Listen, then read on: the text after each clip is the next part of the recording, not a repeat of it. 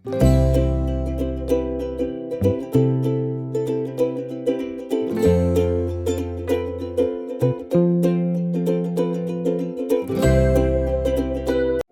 Everyone, সবাই কেমন আছো? আশা করছি খুব ভালো আছো আর সুস্থ আছো, আর আমরাও খুব ভালো আছি।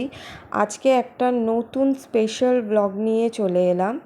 তো স্পেশাল কেন বলছি, কারণ আজকের দিনটা একটু স্পেশাল।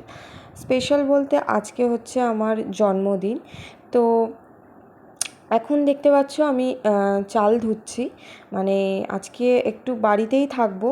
অন্য জন্মদিনে একটু বাইরের দিকে বেরোই, কিন্তু এই বছর যেহেতু রায়নের পরীক্ষা, সেই জন্য আর এবছর আমি আমার জন্মদিনে বাইরে বেরোনোর কোনো রকম আমরা প্রোগ্রাম রাখিনি। তো বাড়িতেই একটু ভালো মন্দ রান্নাবান্না যতটা আমি পারি ততটাই করব ভেবে রেখেছি। তো ওদিকে চালটা আমি একটু পোলাও করব, তাই চালটা আমি ভিজিয়ে রেখে দিলাম।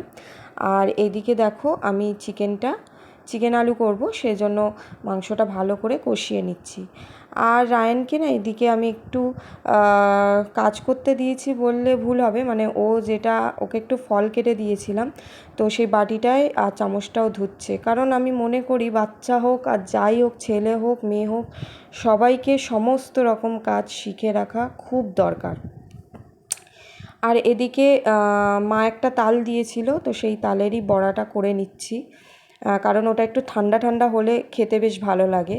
আর এদিকে জন্মদিনে পায়েস বা মিষ্টি কিছু না হলে তো চলে না, সেই জন্য একটু মিষ্টি বানিয়ে নিয়েছি।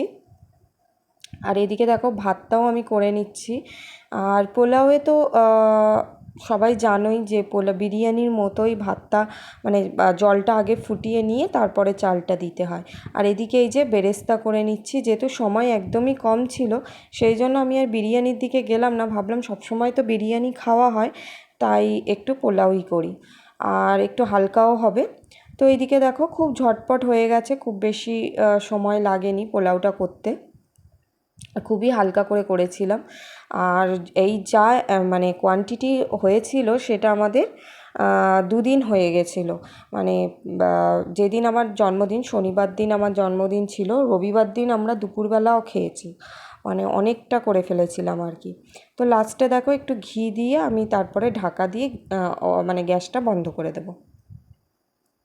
তাহলে কী হবে বলো তো, ঘিয়ের যে ফ্লেভারটা সেটা একদম মিক্সড হয়ে যাবে। তো নিচে এসে দেখছি জানলা দিয়ে, যেই দেখো কাঁঠাল গাছের মধ্যে কী বড় একটা সাপ। আমার যে কী ভয় লেগে গেছে তোমাদেরকে কি বলবো।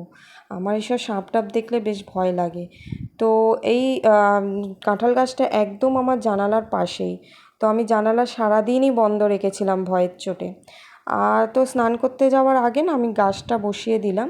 আর এই যে আমাদের লাঞ্চ, এত দেরি হয়ে গেছিলো এদিকে সাপ দেখতে দেখতে, মানে স্নান করতে অনেকটা লেট হয়ে গেছিলো। তো এই যে লাঞ্চ তো তোমাদের দেখিয়ে দিলাম, পোলাও, চিকেন আর মিষ্টি, বাস এই খেয়ে এবার বিকেলে একটু না রেস্ট নিয়ে নিয়েছিলাম।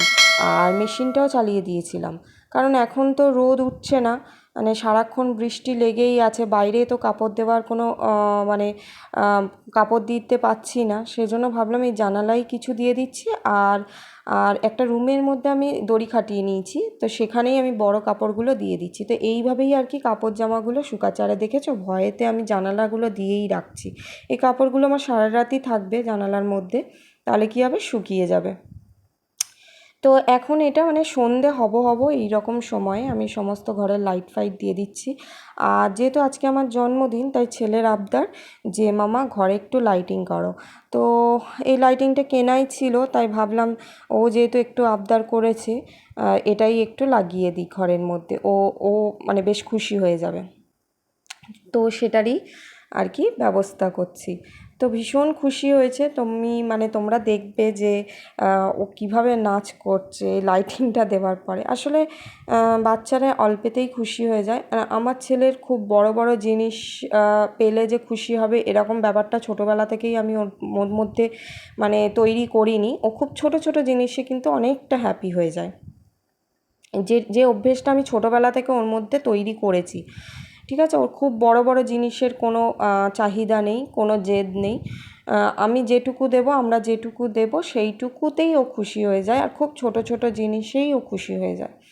তো যাই হোক, এদিকে দেখো ও আমাকে হেল্প করছে, আর মানে বোর্ডে বারবার হাত দিচ্ছে, আমি বারবার বারণ করছি যে বাবা সুইচটা অন করিস না। তো ও মানে কতক্ষণ সুইচ অন করবে আর ফাইনাল আর কি লুকটা দেখবে।